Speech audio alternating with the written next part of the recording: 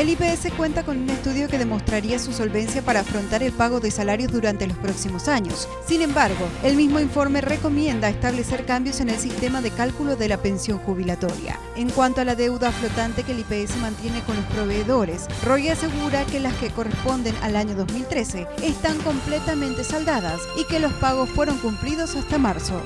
La tensión interna en la ANR es más que evidente. Antes de la sesión, el legislador Enrique Baqueta confirmó que los propulsores de la divulgación del video de Calega Laverna serían González Daer, Emilio Tiki Cubas y Javier Zacarías Irún. Hace un mes, un funcionario del jurado de enjuiciamiento alertaba a Baqueta de los materiales audiovisuales. Todo con la intención de perjudicar la imagen del influyente senador, que es defensor del presidente Cartes, e imposibilitó que la otra ala de la ANR obtenga la presidencia de la mesa directiva.